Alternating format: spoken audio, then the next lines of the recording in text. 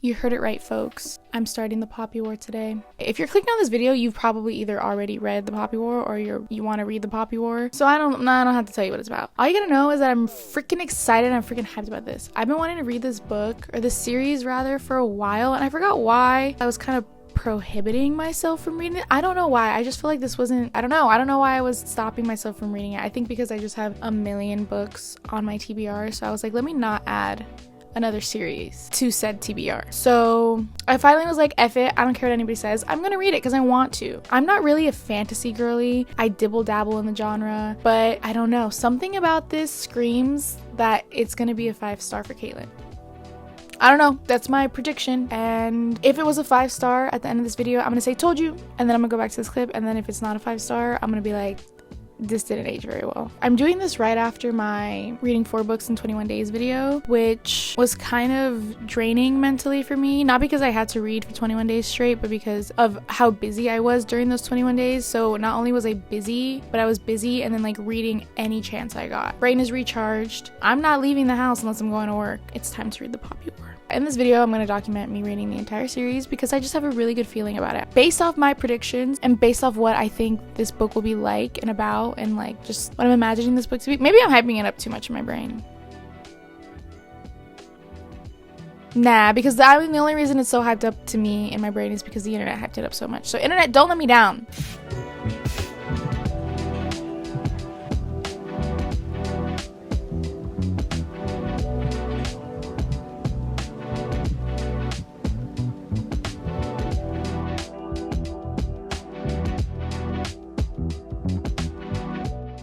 I'm just realizing that this book is like 500 something pages long. That's a lot of pages for Caitlin, but it's fine, I'm still having fun.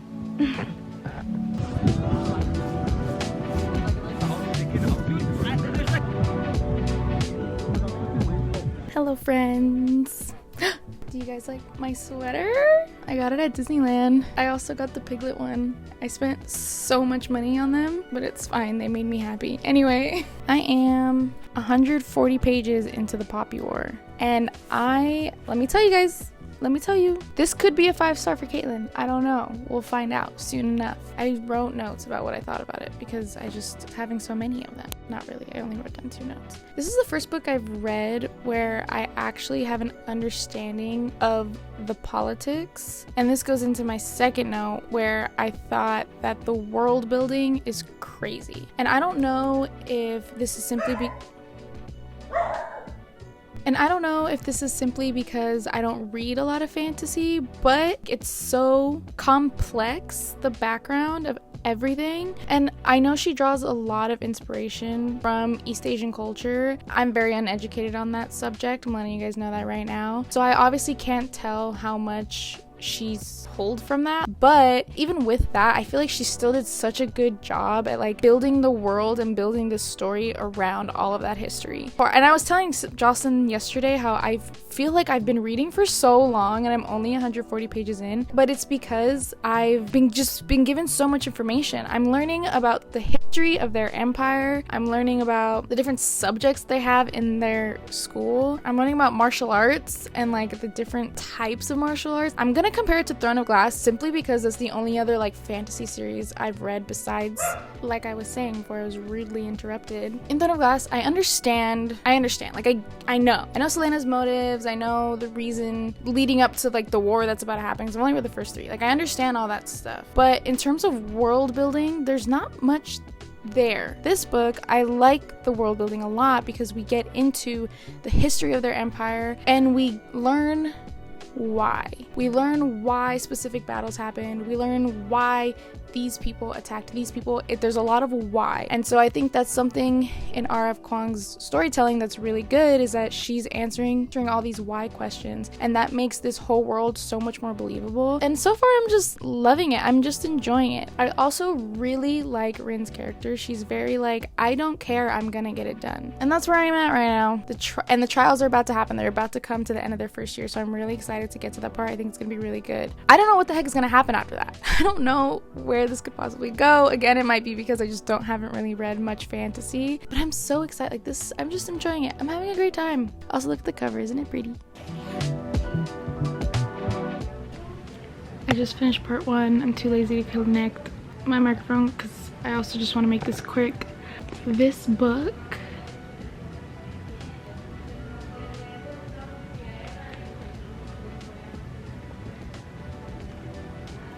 and that's my silent review. I didn't know I was gonna do a silent review, but there it is. There's so much information that you get in this book. It's like hard to put into words what I'm feeling right now. It's just so good.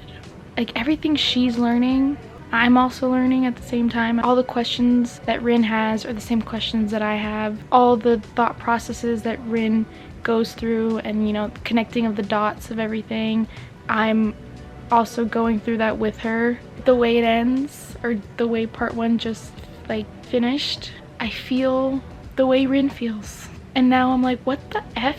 What is gonna be in part 2? I can't explain this feeling. I've never felt this way before. I'm gonna keep reading because this, wow.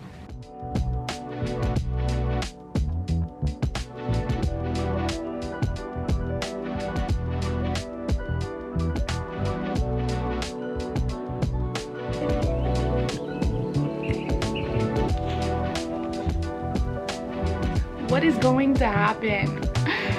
Oh my god.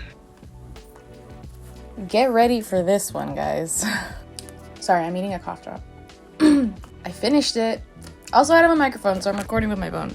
I have so much to say about this book. I wrote notes about it because there's just so much I wanted to talk about.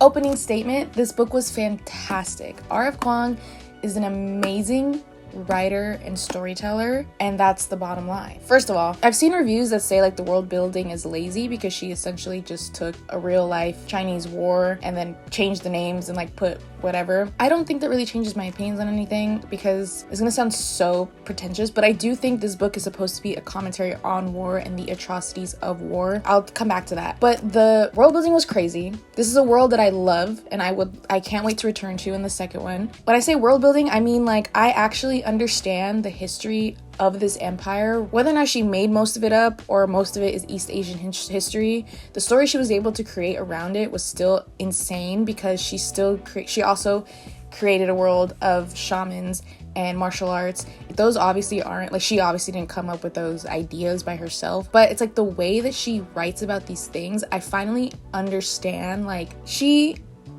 does not give you clear definitions for things. She sort of just writes things out and you understand what they mean. And it probably sounds so stupid. Editing Caitlin here. I could not for the life of me say what I meant, and what I was trying to say in this clip is that she does a good job at showing rather than telling. It's a thing in like filmmaking and TV making that you want to show your audience the story and you don't want to tell them. A good story will show you the character's traits, show you why something is an obstacle, show you the relationship between two characters. It won't just tell you, etc., etc.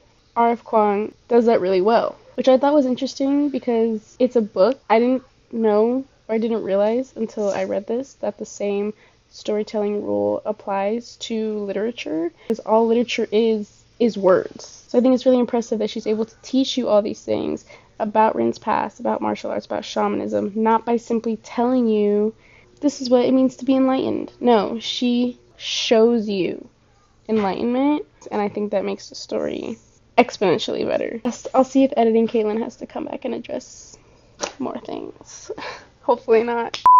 This is also one of the first books that I cared about politics of what's happening, and I'm gonna compare this to Throne of Glass simply because that's the only really other fantasy book I've read, even though at this point I've only read the first 3. But in Throne of Glass, the stakes don't feel as high, even though we are about to, embark on a whole war. And I could be wrong. I think the stakes actually do get higher as the series progresses. But in this book in general, I think that's what I loved about it. It was the politics, knowing clearly which each side wanted from the war and what they were fighting for, and the stakes of it all, like how epic the story felt. Like, they're at war. it's a big deal. And that within itself, I loved it. I ate it up. I didn't really realize I needed this. Like, this is what I've been missing out on in fantasy books this entire time. I didn't know. Another thing that I liked a lot was the characters. Rin's arc overall, like her descent into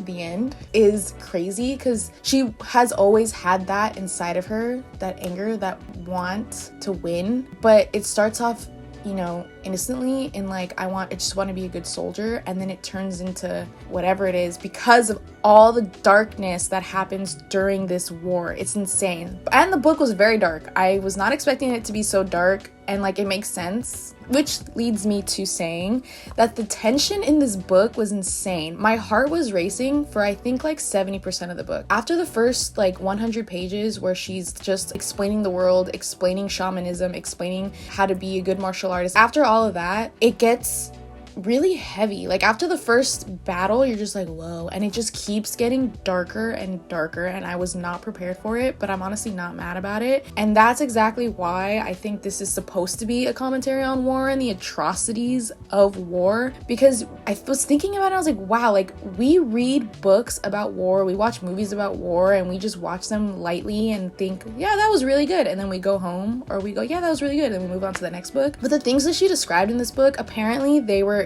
the big like turning point of the book, of the really dark, if you read it, you know what I'm talking about. Apparently that's inspired by actual events that happened actually in a Chinese war. I don't know which war, but apparently these things actually happened in a war, and that's where she drew like inspiration from. And while I was reading this, I was like, this is disturbing me greatly. I don't know how much more of this I can read.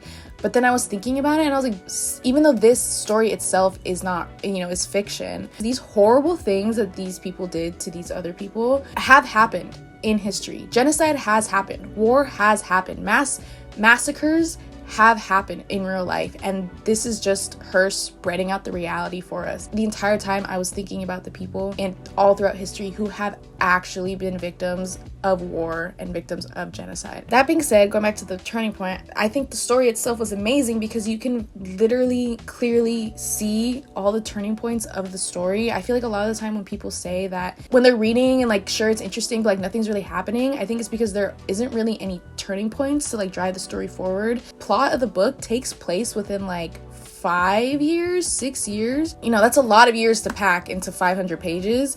And what was the point I was making? With everything I said, and I feel like I kind of breezed through everything so quickly because there's just so much that happens in this book.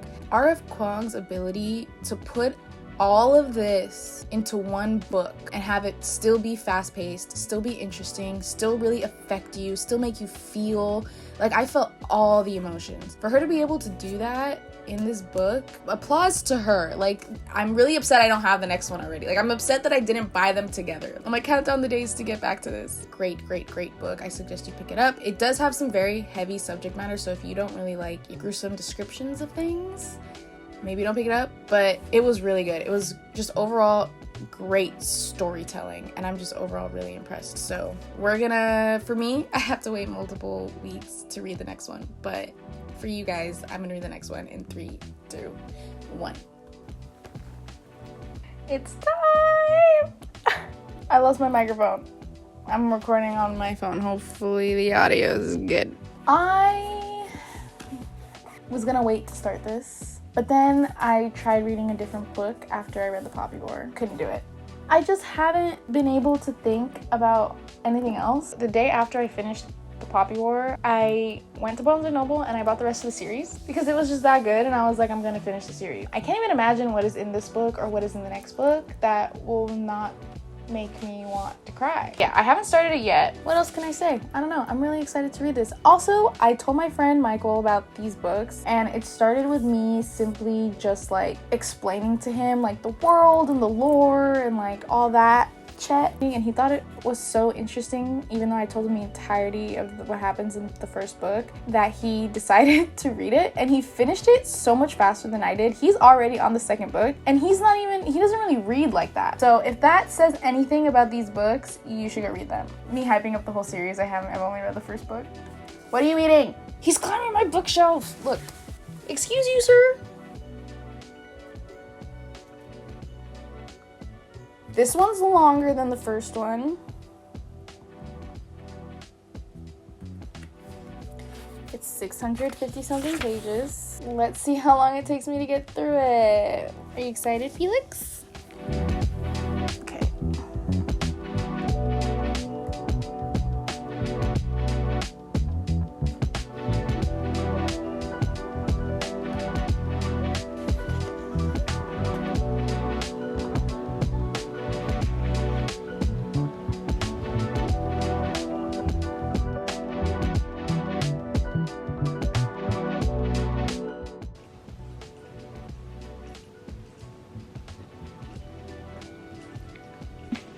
I'm only on page 4.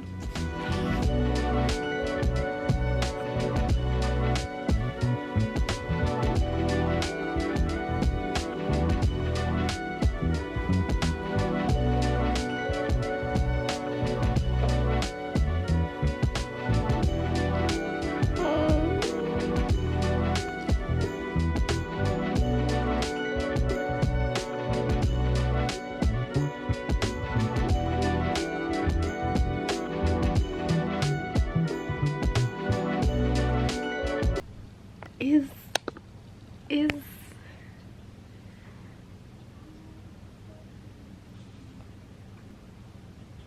I'm confused. Maple, are you confused? She's confused too. Hello, we're in the car. It's really early in the morning. I brought us here today because I am on page 394 of the Dragon Republic. Apparently, according to Michael, I'm about to make it to the very, very, very good part. Shit fucking explodes. I talked about the Poppy War to Michael for like a really long time, and it made him want to read it, so now he's on the second book with me, and he's actually ahead of me. What are your thoughts about the series as a whole so far? It's actually the first book I started reading, like actually like reading a book and enjoying since like fucking middle school. This is the first book that's made me feel this way since the Hunger Games, if that makes sense. Mine was the Percy Jackson series. That was like the last book I read where I was like actually interested in. Yeah, this is like that, but for adults. It is so good. It is so fucking good. If you take drugs, you should definitely read it. Don't freaking rep R.F. Kuang like that. Like, she's just writing freaking drug books. He's on part 3 of the second book. Hopefully soon I'm on part 3. I'm like a few pages before where he wants me to read. You got like 30 pages. Dude, that's not that bad. Yeah, but knowing you, that takes a while. Michael's taking me to the airport right now, and I'm gonna read at the airport, and hopefully I catch up to him. I'm going to Texas, by the way. I'm filming like 3-4 different videos at the same time. I'm gonna update you guys when I finish the Dragon Republic, and we'll see how mind blown I am.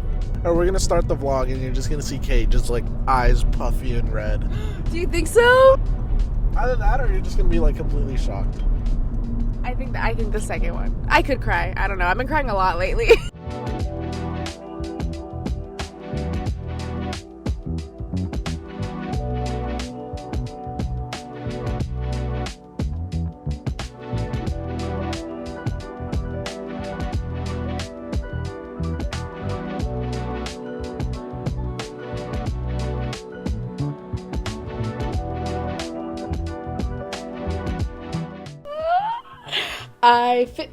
Context, I'm in Texas.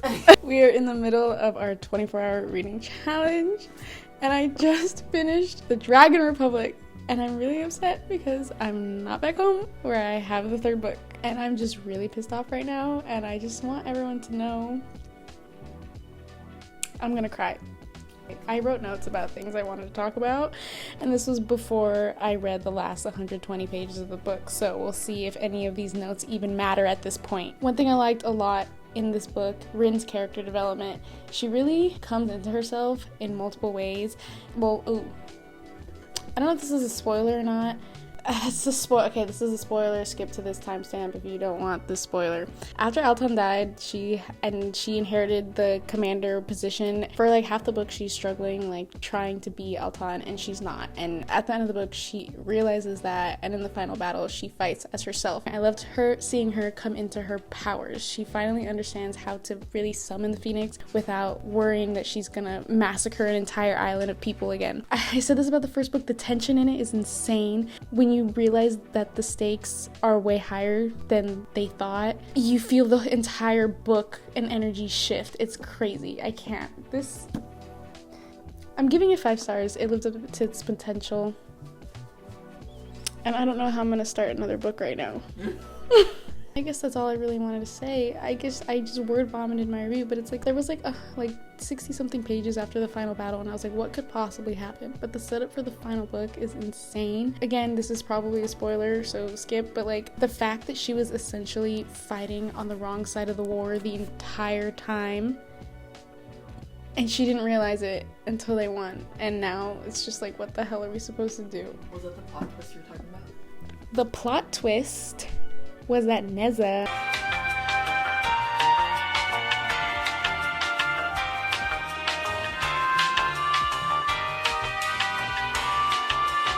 that's the part where I wanted to cry. It's okay to cry. I just can't believe the roller coaster that I just went on, and I'm just gonna really think about this while I think about what I want to read next. Thank you for coming.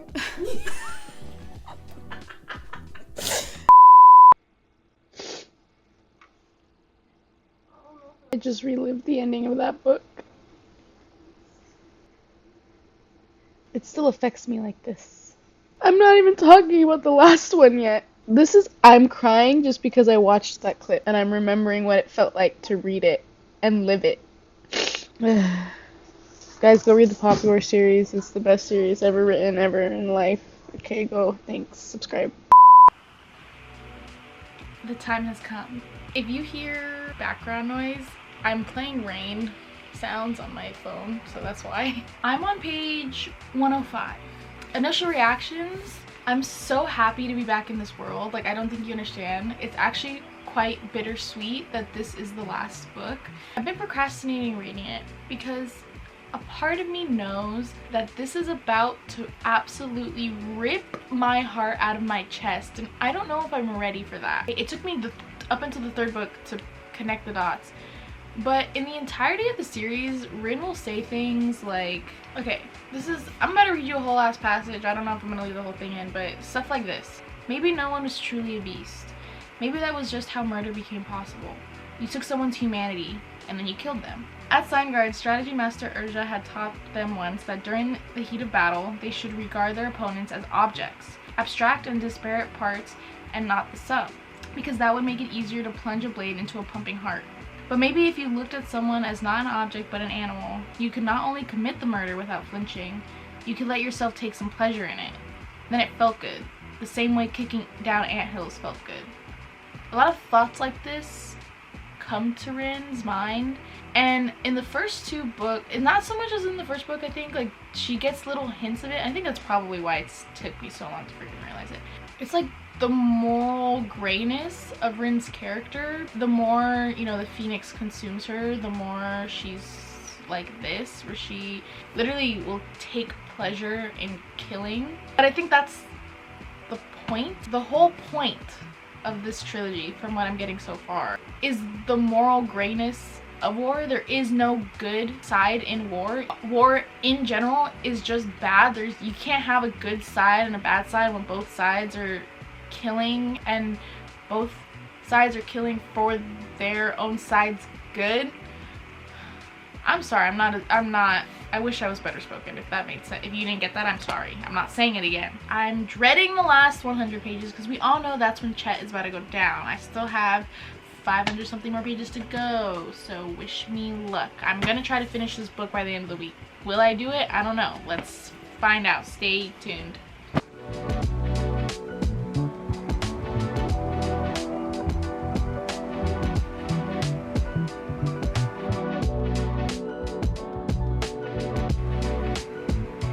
I started reading at a really good chapter.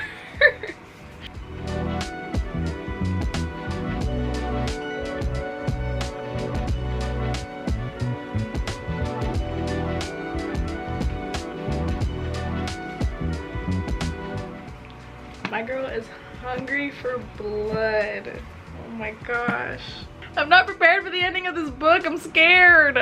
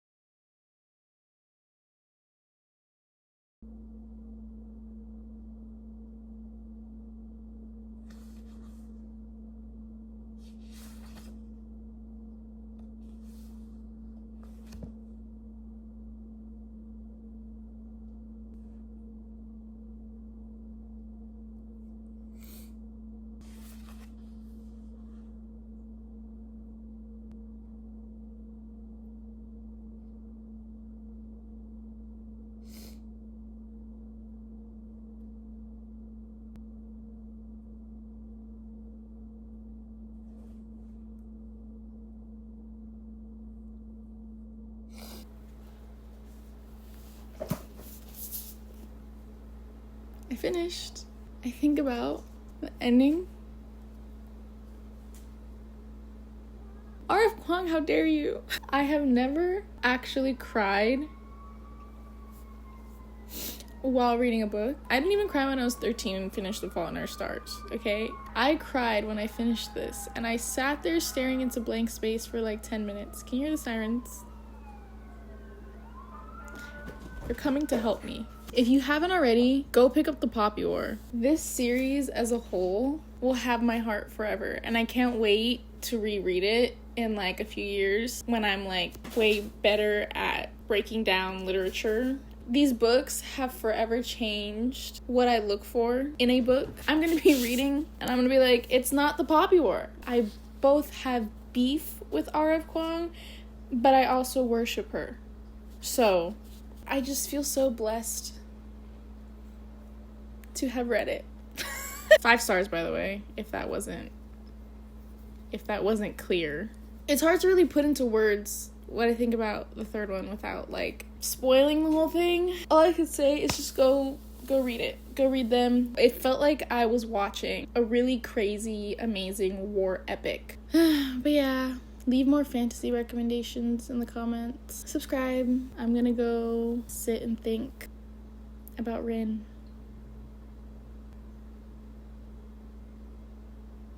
Okay, bye.